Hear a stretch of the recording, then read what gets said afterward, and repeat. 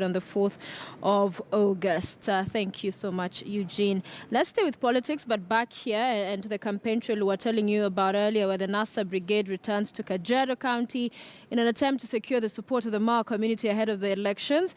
They're returning there. This coming just days after NASA presidential candidate Raila Odinga was accused of inciting Maasais against other communities. The government is threatening to institute incitement charges against Raila, who remains adamant about his pronouncements while on the campaign trail. Now, all the NASA principals were expected to attend. They will hold rallies in Oloitoktok, Kimaona, and Kitengela. NASA will tomorrow be in Naivasha before heading to Trans Nzoia County on Thursday. On Friday, the coalition will take their campaigns to Bungoma County. Now, NASA's Western vote hunt comes days after President Kenyatta's Jubilee crisscrossed Busia, Bungoma, and Kakamega, wooing voters with goodies. And as we told you, our Duncan Haemba is on the campaign trail with the NASA team. He now joins us. I understand he's at Emali, where the NASA presidential campaign team is expected any moment from now. So, Duncan, good afternoon. How is it going so far?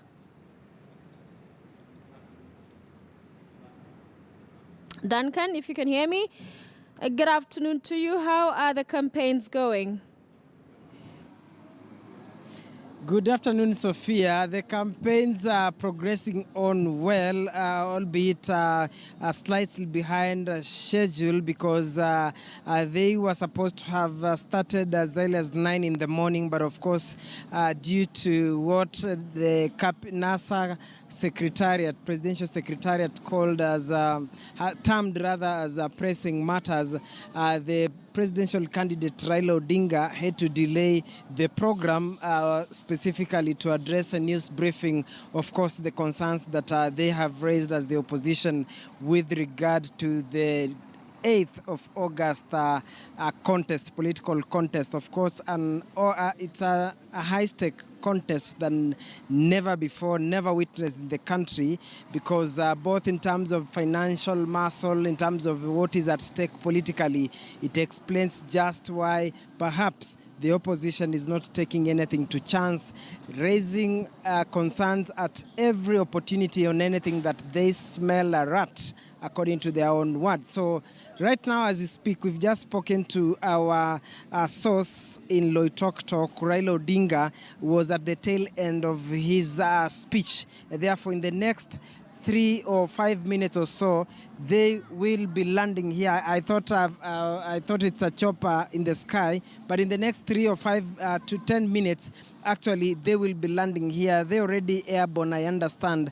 Therefore, this will be their second stop at Emali before they land in Kitengela for their final rally. Initially, they were supposed to have stopovers along the road, but given that time might not allow them, most probably they will do their second rally here, and then finalize their day's activity in Kitengela, Sophia.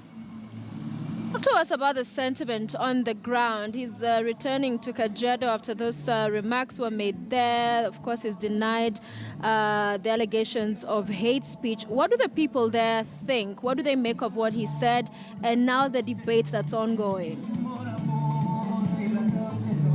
The few that we've talked to, of course, they are saying that they know clearly, as you'd expect, they're in defense of their leader, their presidential candidate, and they are saying they understand it's politics at play, but now they are challenging Raila Odinga to go ahead and now revive the TJRC politics. Remember the TJRC report, controversial as it were, from the word go even to its conclusion before handing over to the president as well as the National Assembly, and then the fact that for 5 years it has continued to gather dust in the National Assembly until when it closed its doors.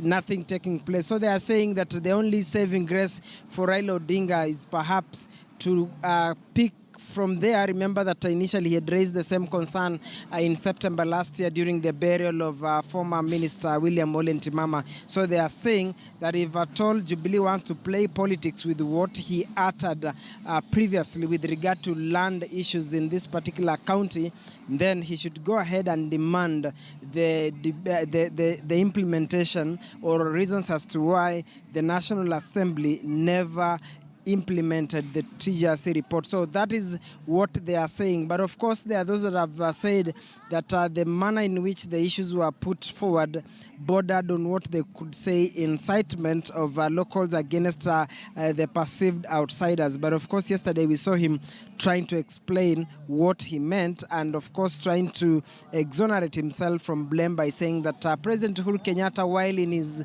home county of Kiambu, made the same remarks urging Kiambu residents not to sell their land. So he was trying to say if in that context there was no problem, then why would he be faulted? So that is the kind of explanation being put across. But of course it's politics, and even perhaps for Jubilee to raise and try to get capital out of it, of course it's politics. This is a season of high politics.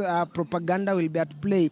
Therefore, at any slightest opportunity, an opponent will take advantage to fix the competitor. That is what we'll be explaining. So that is what we'll be actually experiencing now henceforth, and we'll see a lot of clarifications explaining depending on whatever has been thrown to the public. So it will be the burden of whoever has been challenged to set the record straight. But his return in Kajiado, largely it's just politics of ring fencing. You know, now with almost 40 days to go, nobody wants to take chances. This area is perceived to be Wiper-dominated area, ODM on the other hand, but it was heavily Jubilee in 2013. So that is perhaps the reason why, after being this particular county a few days ago, they are still coming back. So we don't necessarily expect much in terms of the land issue, but we just understand perhaps they could be selling more of their coalition's agenda. So that is what we'll be expecting. But you know, politicians are always politicians.